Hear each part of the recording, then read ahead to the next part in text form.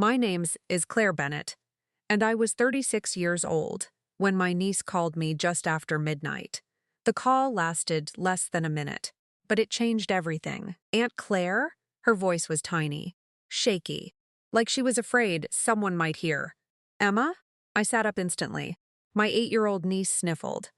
I'm hungry. Silence. Then 3 words that still break my heart. Can you come? I was already reaching for my keys. Emma lived nearly 90 minutes away with my parents. For almost 2 years, they had insisted she was doing wonderfully. Ever since my brother, Ryan, had died unexpectedly, they had become her guardians. Every conversation was the same. Emma was happy. Emma was loved. Emma was thriving. That was the story. And for far too long, I believed it. The drive felt endless. Rain hammered my windshield the entire way. I kept hearing her voice. I'm hungry. Can you come? When I finally arrived, the house was dark. No porch light, no television, nothing. The front door wasn't even locked. Inside, I found Emma curled up on the couch beneath a thin blanket. She looked smaller than I remembered. Too small. Her cheeks seemed hollow. Her oversized sweater swallowed her tiny frame. When she saw me, she smiled. That smile nearly destroyed me. Children shouldn't look relieved simply because someone showed up. Where are Grandma and Grandpa? She lowered her eyes. Out. Since when? A long time. I walked into the kitchen. The refrigerator contained half a carton of milk and a jar of pickles. Nothing else. The pantry door had a lock on it. A lock on food. I stood there staring at it, while anger spread through my chest like fire. Then Emma quietly opened her backpack. Inside were several packets of crackers. She had been hiding food. An 8-year-old child was storing emergency food in her school bag. That was the moment I stopped believing my parents. Headlights appeared outside shortly afterward. My mother and father entered carrying shopping bags, laughing, until they saw me. The laughter vanished. Claire? My mother said. I pointed toward the kitchen. Why is there no food? Her expression hardened immediately. Emma ate dinner. Then why is she hiding crackers? Neither answered. My father folded his arms. You're overreacting. I looked at Emma. She had gone completely silent. The way children do when they've learned speaking causes problems. I understood something important then. This wasn't a bad day. This was normal. I left without arguing. People who know they're wrong rarely confess when confronted. They hide. But facts don't hide. The next few weeks became an investigation. I discovered things my parents never expected me to find. Ryan had left behind a life insurance policy, not large, but enough. Emma was also receiving survivor benefits, money intended for her care, her education, her future. Every month, those payments arrived. Every month, my parents spent them. Not on Emma, on themselves, new furniture, weekend trips, a boat membership, restaurant bills. Meanwhile, Emma wore shoes with holes in them. The deeper I looked, the uglier it became. School records showed frequent absences. Medical records showed missed appointments. Teachers reported that Emma often asked for extra food. One teacher even documented finding bread rolls hidden inside her desk. Children don't hoard food unless they're afraid it will disappear. I hired an attorney. The process moved slowly, painfully slowly. My parents fought everything. They told relatives I was jealous, bitter, trying to steal their granddaughter. Some people believed them. That hurt, but not as much as watching Emma continue living in that house. Then something unexpected happened. My mother made a mistake. Several mistakes, in fact. During legal proceedings, both of my parents submitted written statements defending themselves. They believed those statements would save them. Instead, they destroyed everything. The hearing finally arrives that later. I remember every detail. The cold courtroom, the uncomfortable chairs, Emma sitting beside a child advocate, looking terrified. My parents appeared confident, almost smug. Their attorney painted them as heroes. Two elderly grandparents sacrificing everything for their granddaughter. Victims of an ungrateful aunt. The judge listened quietly. Then she opened their statements and began reading. Out loud. The first statement came from my mother. She had written, "Emma's basic needs are met. Children today expect too much comfort." The judge paused, then continued. "Food should be earned through good behavior. Limiting snacks teaches responsibility." The room became silent. My mother's face lost color. The judge moved to my father's statement. His words were somehow worse. "Most of the benefit money supports the household. Since Emma lives in the household, that counts as supporting her." The judge looked over her glasses, then read another line. "We deserve some enjoyment after taking on the burden of raising her." Burden. The word echoed through the courtroom. Emma heard it. I saw her lower her head. My brother's daughter, a child who had already lost her father, being described as a burden by the people who were supposed to protect her. The judge closed the folder, slowly, deliberately. Then she looked directly at my parents. "I've reviewed the financial records, school reports, medical records, and these statements." Nobody moved. Nobody breathed. Her voice remained calm, but it carried through the entire courtroom. The most revealing evidence today was not provided by the petitioner. She tapped their statements. "It was provided by you." My mother's eyes filled with tears. The judge wasn't finished. "These documents show a disturbing lack of concern for this child's welfare." Every sentence felt heavier than the last. "You viewed resources intended for Emma as resources intended for yourselves." My father stared at the table. For the first time in his life, he had nothing to say. The judge granted emergency custody that day. Emma would leave with me immediately. Further review would determine long-term arrangements. As for the funds that had been spent, my parents would be required to account for every dollar, every single one. The hearing ended shortly afterward, but I'll never forget what happened next. Emma walked over quietly. She took my hand, then asked one question, a question no child should ever have to ask. "Am I a burden?" I knelt beside her, my throat tightened. "No, sweetheart." She stared at me, waiting. I squeezed her hand. "You are the best thing your dad ever gave this world." For the first time all day, she smiled, a real smile. Months later, Emma moved into a bright little room in my house. We painted the walls yellow, bought books, filled the refrigerator, filled the pantry. Most importantly, we removed every lock. The hiding food stopped eventually. The nightmares became less frequent. The fear slowly faded. Healing takes time. But it happens. As for my parents, they never expected their own words to expose them.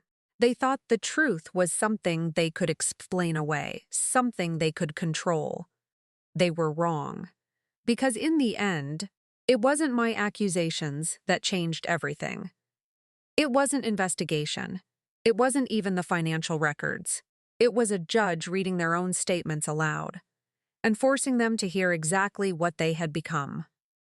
My name is Hannah Pierce, and I was 38 years old when I realized my niece had learned how to apologize for existing. The words came out of her mouth so casually that at first I almost missed them. "I'm sorry for eating the last yogurt," she whispered. She was 9 years old. No child should sound guilty for being hungry. I looked across the kitchen table at Ava and felt something tighten in my chest. Her mother, my sister Emily, had died 3 years earlier after a sudden illness. Since then, Ava had been living with our parents in a small town called Maple Ridge. Every time I called, they told me the same thing. "She's doing great. She's happy. She's settled." That was the story. The problem was that Ava never sounded happy. She sounded careful, like every word had to be weighed before she spoke it. I noticed other things too. She always wore old clothes. She never asked for anything. And whenever I visited, she thanked her for minky things. A sandwich, a ride, a birthday gift, the kind of gratitude that doesn't belong to a child. It belongs to someone who feels unwanted. The moment everything changed happened on a Saturday afternoon. I drove to my parents' house unannounced. The front yard looked beautiful. Fresh flowers, new patio furniture. A shiny SUV sat in the driveway. Inside, the house had been remodeled.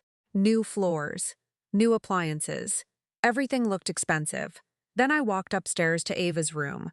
The room was barely larger than a closet, a narrow bed, one lamp, peeling paint, no decorations, no toys, nothing that suggested a child actually lived there. I found her sitting on the floor, reading a library book. She smiled when she saw me, then immediately stood. "I'm sorry," she said. "For what?" "For being in your way." The room suddenly felt very small. "Why would you be in my way?" She shrugged. "Grandma says people have to make sacrifices because of me. I don't think my heart has ever broken faster." That night, I couldn't sleep. The sentence kept replaying in my mind. People have to make sacrifices because of me. The next morning, I started asking questions, quietly, carefully. I learned things my parents never expected me to learn. After Emily died, Ava had inherited a trust fund. Nothing enormous, but enough money to cover hers until adulthood. My parents controlled it as guardians. At the same time, they received survivor benefits intended for Ava's care. Every month money arrived, and every month more renovations appeared on their house. The timeline wasn't subtle. The kitchen remodel, the SUV, the vacations, the backyard deck. Everything seemed to happen immediately after deposits arrived. Meanwhile, Ava wore second-hand clothes. Her school stories told another story. Teachers documented frequent hunger, missed field trips, untreated dental problems. A counselor noted that Ava often referred to herself as a burden. That word appeared repeatedly. Burden, burden, burden. A child doesn't invent language like that. She learns it. I hired an attorney. The process took months. My parents fought every step. According to them, I was jealous, manipulative, trying to destroy the family. Some relatives believed them. Others stayed silent. Silence hurts almost as much as betrayal. Throughout it all, Ava remained trapped in the middle. One evening she called me crying.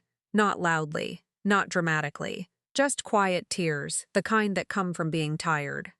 "I broke a glass," she said, and Grandma got upset. "Children break glasses every day." That wasn't why she called. "Aunt Hannah?" "Yes?" "Do you think everybody would be happier if I wasn't here?" I sat frozen. There are questions adults struggle to survive. A 9-year-old should never have to ask them. I spent nearly an hour talking with her that night. When the call ended, I sat in darkness and made a promise. No matter how long it took, no matter how difficult it became, I would get her out. The breakthrough arrived from an unexpected source. My father liked writing emails, long emails, detailed emails. He believed every conflict could be explained away if he wrote enough words. During legal discovery, hundreds of those emails became evidence. At first they seemed harmless, then we started reading. The language repeated itself. Over and over. Ava costs too much. Ava doesn't appreciate what we do. Ava should be grateful. Ava is lucky we took her in. The words revealed something ugly. My parents never viewed her as family. They viewed her as an obligation attached to a paycheck. Every email made that clearer. The hearing finally arrived nearly a year after we filed. I remember sitting in that courtroom feeling exhausted. Not angry. Not nervous. Just tired. Across the room, my parents looked confident. Their attorney painted them as loving grandparents who had selflessly raised an orphaned child. The performance was polished, convincing. For a moment, I worried it might work. Then the judge began reviewing the evidence. One document at a time. One email at a time. The room grew quieter with every page. Then she stopped at a particular message. A message my father had written to a relative. She read it aloud. "If it weren't for the benefits attached to Ava, we'd have sent her somewhere else years ago." The silence that followed felt endless. My father's face turned white. The judge continued. Another email, another statement. This one from my mother. Children should understand when adults need to spend money on themselves first. Then another. Ava doesn't need all the funds. We deserve some happiness too. The judge lowered the papers. She looked directly at them. Neither could meet her eyes. Then came the words that changed everything. The court has reviewed extensive evidence. Her voice remained calm, measured, professional, which somehow made it hit harder. What concerns this court most is not financial misuse. She paused. It is the repeated emotional message delivered to this child. The courtroom became perfectly still. This child was taught she was a burden. Nobody moved. Nobody spoke. The judge continued. Children who feel unwanted carry those wounds for years. I looked at Ava. She sat beside her advocate. Small, quiet, listening. The judge wasn't finished. The evidence demonstrates a pattern of neglect, financial exploitation, and emotional harm. Then she delivered her ruling. Guardianship was terminated. Immediately. Ava would be placed in my custody. Further investigations regarding the trust funds would continue separately. My mother began crying. My father started arguing. Neither mattered anymore. The decision had been made. For the first time in years, somebody had listened to the child behind the paperwork. After the hearing ended, Ava walked toward me, slowly, like she wasn't sure it was real. Then she wrapped her arms around my waist. I felt her shaking. It's over? She whispered. I swallowed hard. Yes, she started crying, not from fear, not from sadness. Relief. Pure relief. The kind that only comes when carrying something too heavy for too long. That was 2 years ago. Today, Ava is 11. She has her own room, bright blue walls, books everywhere, too many stuffed animals. A refrigerator she opens without asking permission. A life where nobody makes her apologize for existing. The trust fund was eventually restored. The missing money had to be repaid. Justice came slowly, but it came. Sometimes I still think about that courtroom, about the moment the judge exposed the truth, not with anger, not with shouting, just with facts, because lies can survive for years inside a family. They can become traditions. They can become stories people repeat until they believe them. But eventually the truth arrives. And when it does, even the people who spent years calling a little girl a burden can no longer hide from what they've done. The judge saw it.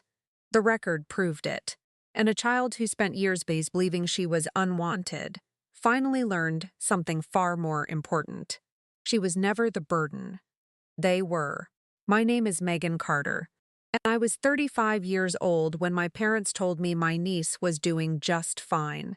They said it so often that eventually it sounded rehearsed. Sophia is fine. She's happy. She's adjusting. Nothing to worry about. For almost 2 years, those were the answers I got whenever I asked about my brother's daughter. My brother, Ethan, had died in a workplace accident when Sophia was only 7. The loss shattered our family. Or at least, I thought it did. My parents immediately became Sophia's guardians. Everyone praised them. Church friends called them heroes. Neighbors admired their sacrifice. And every time I offered to help, they smiled politely and told me the same thing. Sophia was fine. The first crack appeared during a video call. Sophia was 9 by then. She sat quietly beside my mother, too quietly. I asked what she wanted for her birthday. Most children answer instantly.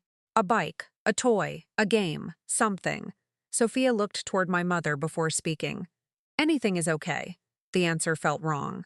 Children who feel safe don't ask permission to have wishes. That night, I couldn't stop thinking about it. A week later, I drove 3 hours to visit. I didn't tell them I was coming.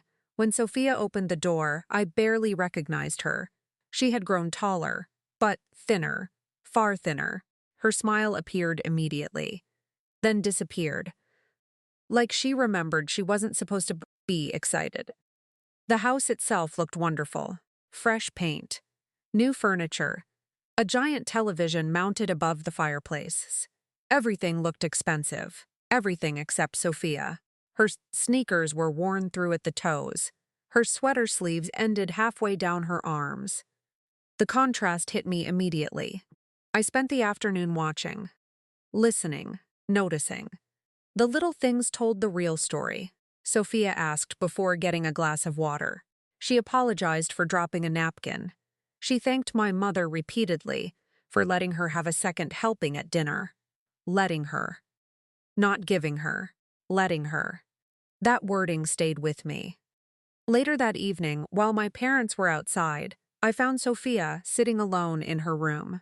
The room contained almost nothing. A bed, a dresser, a desk. No decorations, no toys, no signs that a child lived there. Then I noticed something under the bed. A small plastic container. Inside were crackers, granola bars, and half a sandwich wrapped in paper. I stared at it. Sophia froze. The look on her face wasn't guilt. It was fear. "Why do you keep food under your bed?" I asked softly. She looked at the floor. "In case." "In case what?" A long silence followed. Then she whispered, "In case there isn't enough later." I felt my stomach drop. No child should have an emergency food supply. No child should think that way. When my parents returned, I asked questions. My mother became defensive immediately. "She's dramatic." My father rolled his eyes. "Kids do strange things." Then came the sentence I would later repeat in court. "She's fine, Megan." Fine!